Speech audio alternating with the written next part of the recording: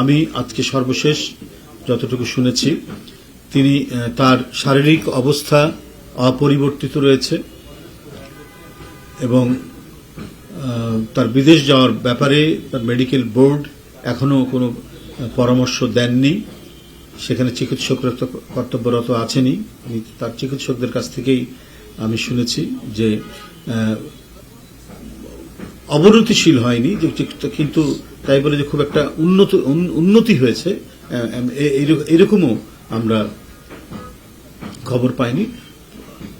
মানে তার শারীরিক অবস্থা অপরিবর্তিত রয়েছে। তো যাই হোক, এটাও মানে আমরা মনে করি যে দ্রুতই তিনি আরো সেরে উঠবেন, আরোগ্য লাভ করবেন, সুস্থ হয়ে উঠবেন। এটাই কোটি কোটি মানুষের প্রত্যাশা। মানুষের এই প্রত্যাশার সাথে আমরা সবাই জাতীয়তাবাদী শক্তি এবং দলের নেতাকর্মীরাও আমাদেরও সেই প্রত্যাশা, আল্লাহ তাকে দ্রুতই সুস্থ করে তুলবেন।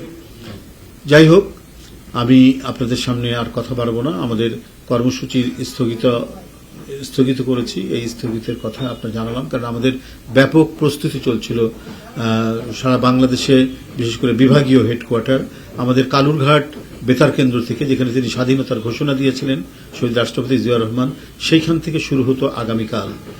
এইটি রোড শো করে আপনার বিভিন্ন বিভাগে সেখানে এসে একটি সভা হতো। সেই সভার পর আবারও তার পরের দিন রোড শো করে আরেকটি বিভাগীয় শহরে সেই সভাটি হতো। যে বিশদ কর্মসূচিটি গতকালই দলের সংগ্রামী মহাসচিব আপনাদের কাছে উপস্থাপন করেছেন। তো যাই হোক, এটিকে কেন্দ্র করে আমাদের ব্যাপক আয়োজন এবং প্রস্তুতি চলছিল সারা দেশের বিভাগীয় শহরগুলোতে এবং আমাদের বিভিন্ন অঙ্গ সংগঠন, সহযোগী সংগঠন এবং জেলা বিএনপিগুলো।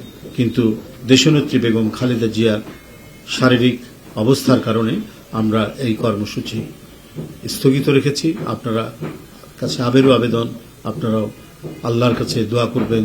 হ্যাসেল ফ্রি জীবনের smart companion Walton home and kitchen appliance.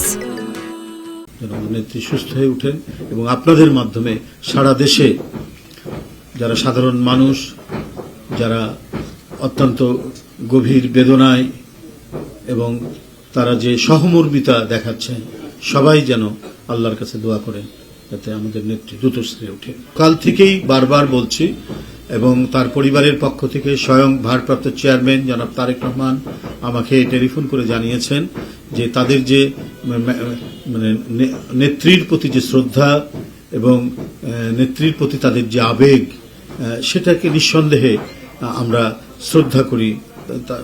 তাদেরই সেটারই ফলশ্রুতি হচ্ছে হাসপাতালের কাছে উৎসুক জনতা সেখানে ভিড় করছে।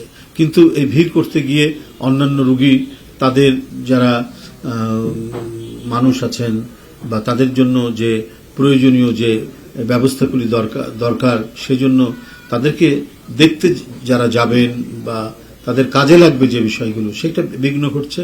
এমনকি আমাদের নেত্রী, দেশনেত্রী বেগম খালেদা জিয়া, তারও চিকিৎসা কার্যক্রমে এক ধরনের বিঘ্ন ঘটছে। তো ওই এলাকাটা যদি মোটামুটিভাবে ভিড় কম থাকে, শান্তিপূর্ণ থাকে, তাহলে চিকিৎসক বৃন্দের, কারণ তাদেরও তো যাতায়াতের ব্যাপার আছে, তো অনেক চিকিৎসক যাচ্ছেন আসছেন, যার যখন ডিউটি সেইভাবে কর্তব্য পালন করছেন।